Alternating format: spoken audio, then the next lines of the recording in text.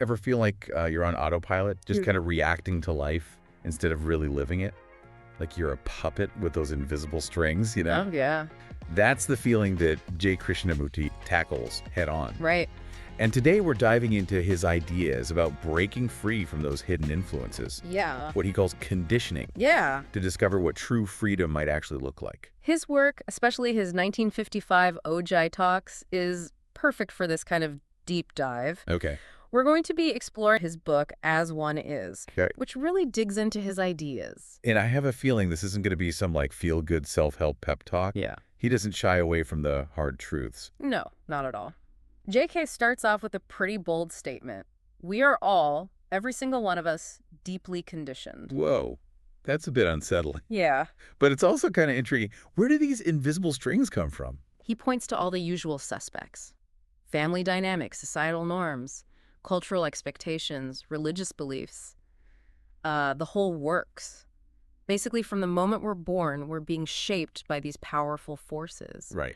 that often operate below our conscious awareness. So it's not just about having a bad habit or a limiting belief. Yeah. It's something much deeper that affects how we see the world. Exactly. And JK's take gets even more radical Okay. when he suggests that true freedom requires complete liberation from all conditioning. Wait, so even things that we consider positive, like striving for spiritual enlightenment or pursuing a meaningful career, could be rooted in conditioning.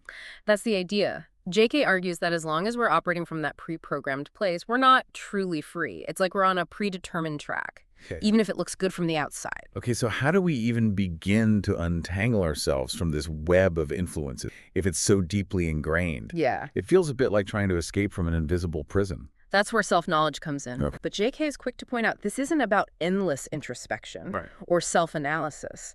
He suggests a different approach, one that emphasizes cultivating a heightened sense of awareness in each moment. So becoming more mindful, Mm-hmm. like really paying attention to our thoughts and feelings. Precisely. It's about observing those thoughts and feelings without judgment. Almost as if you're a detached observer watching a movie of your own mind. Okay, I can see how that could be helpful. Yeah. But how do we go from simply observing to actually breaking free from these ingrained patterns? Does he offer any practical tools or techniques? He does. One of the key practices he emphasizes is cultivating what he calls true attention, Okay. which he distinguishes from mere concentration. Okay, I'm all ears. What's the difference between attention and concentration? I always thought of them as the same thing. Think of concentration as laser-focused, like using a spotlight to illuminate a tiny area. Attention, on the other hand, is more expansive. Like a floodlight illuminating a whole room. You're taking in the entire scene, allowing things to come into focus organically. So it's less about mental effort and more about creating space for things to reveal themselves. That's a great way to put it.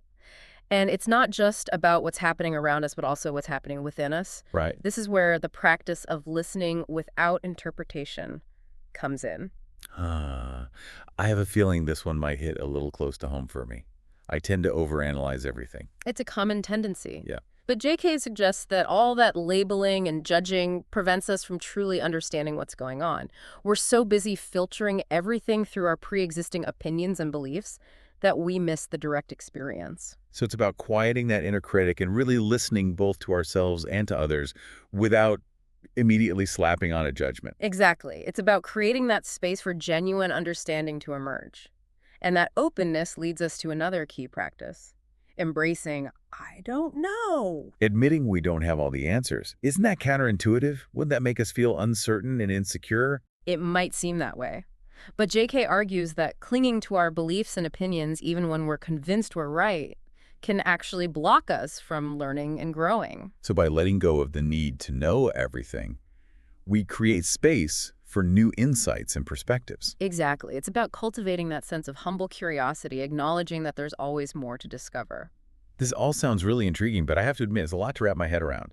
It feels like a pretty radical shift from how most of us operate in the world. Do you think this kind of freedom from conditioning is even achievable for us regular folks who aren't, enlightened masters? That's a great question, and one we'll continue to explore as we go deeper into JK's teachings. One thing he emphasizes is that this isn't about achieving some perfect state of freedom, Okay. but rather it's about embarking on an ongoing journey of self-discovery. So it's more about taking small steps and making gradual shifts rather than expecting some overnight transformation. Exactly. And while it's a challenging path, JK also points to the incredible sense of freedom, clarity, and even what he calls timeless creativity that unfolds as we loosen the grip of conditioning. That sounds pretty amazing. My mind keeps coming back to one question. What does that freedom actually feel like? Yeah. I mean, does it mean we detach from the world Yeah. and float around in some blissful bubble? That's a question that comes up a lot when people first hear about JK's teachings. It's easy to assume that freedom from conditioning means becoming indifferent or emotionally detached, but Okay, good. Because honestly, that doesn't sound very appealing. no, it's really not. He actually suggests the opposite. Okay. He thinks that freeing ourselves from those limitations of conditioning allows us to experience a much deeper and more authentic connection with ourselves, with others, with the world around us. Hmm. Interesting. But if we're not defining ourselves by our beliefs, our opinions, our identities, all those things we've been conditioned to cling to what's left, who are we even? That's where JK's concept of dying to the self comes in. Okay. It's one of his most radical and often misunderstood ideas. Dying to the self sounds a bit dramatic, even a little scary. I get that. But when you really look at what he's saying, it's not about physical death or erasing our personality. It's more about letting go of that fixed, limited sense of who we think we are.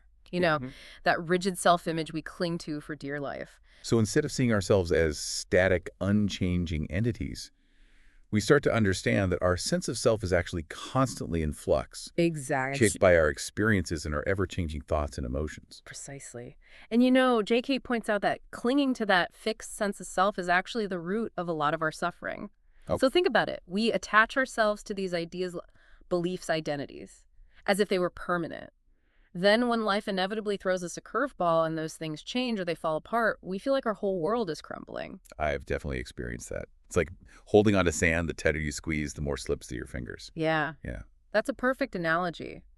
What JK is suggesting is that this dying to the self isn't about becoming someone else or losing ourselves. It's more about opening up to a wider, more expansive way of being that isn't bound by those limitations of our conditioned mind. So by letting go of who we think we are, we actually create space for something new to emerge, something that's more aligned with our true nature. Exactly. Think of it like clearing out a cluttered room. You get rid of all that old furniture, the things you no longer need, and suddenly there's space for something fresh, something vibrant, something that truly reflects who you are becoming. I love that image. It feels very liberating. But practically speaking, how do we cultivate this dying to the self? Does it require some kind of intense spiritual practice or years of meditation? You know, JK actually believed that this transformation doesn't come from following a strict set of rules or techniques. It arises more organically from self-observation, from paying close attention to our thoughts, feelings, and reactions without judgment. So it's about bringing that awareness we talked about earlier into our daily lives, noticing when we're getting caught up in those conditioned patterns and gently letting go. Exactly. It's a continual process of learning and unlearning, of observing and adjusting. It's a journey of self-discovery that unfolds moment by moment, not a destination we arrive at. And it's not always easy, but it can lead to a really profound sense of peace, freedom, and even as JK described it, a sense of timeless creativity. That sounds incredible. But I have to be honest, I'm still grappling with this whole idea. Is it really possible to completely free ourselves from all conditioning? And if it is, wouldn't we just become like robots, devoid of personality and passion? Well, JK acknowledged that it is a challenging path, one that requires ongoing awareness and a willingness to question everything we think we know. But he also emphasized that it's not about erasing our individuality or becoming emotionless. It's more about discovering a deeper, more authentic way of being that's not driven by fear, insecurity, or the need to conform. So it's not about becoming someone else, but rather about uncovering the truest, most authentic version of ourselves. That's a beautiful way to put it. And as we continue to explore, you might find that the freedom JK talks about isn't just about feeling less stressed or reactive. It's about experiencing a profound sense of connection to ourselves, to others, and to something much larger than our individual ego. So we've spent this deep dive exploring some pretty heady concepts, Yeah. like conditioning freedom, even dying to the self. Right. It's a lot to process. But before we wrap up, I keep coming back to this idea of practicality.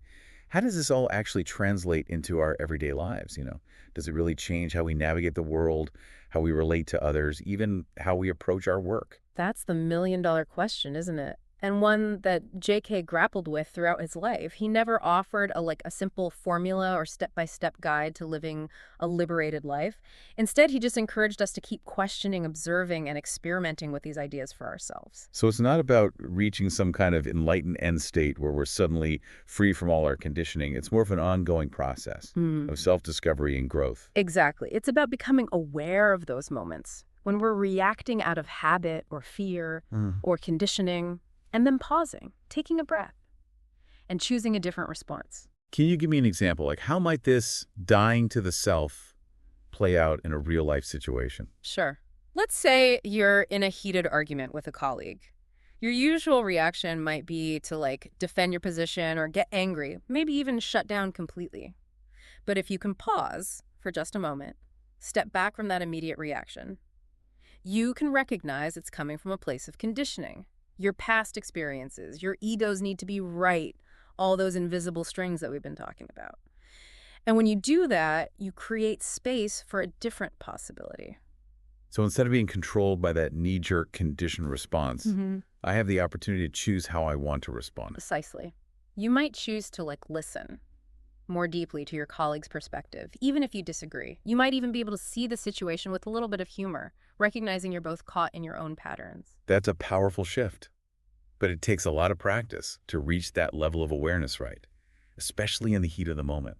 It does. But remember, even small moments of awareness can make a difference, It's not about being perfect. It's about being willing to experiment, to stumble and keep practicing. That's encouraging. It makes this whole idea of freedom from conditioning feel less daunting and more like an ongoing adventure. It is an adventure. As you go deeper, you might find that the freedom that J.K. spoke about isn't just about feeling less stressed or reactive. It's more about experiencing a profound sense of connection to yourself, to others, and to something much larger than just your own individual ego. Yeah, that's what's really resonating with me. The idea that this freedom actually allows us to connect more deeply, more authentically. Exactly. And ultimately, that's what J.K.'s teachings are all about, helping us wake up to the fullness of life, free from the limitations that we impose on ourselves. Well, this deep dive has certainly given me a lot to think about. I'm feeling inspired to keep exploring these ideas and see where they lead me. Any final thoughts for our listeners before we sign off? Well, J.K. often said that the only way to really understand these ideas is to experiment with them in your own life. So I guess my invitation to you is this. The next time you find yourself feeling like that puppet on strings, reacting out of habit or fear, just pause, take a moment, and ask yourself, is there another way?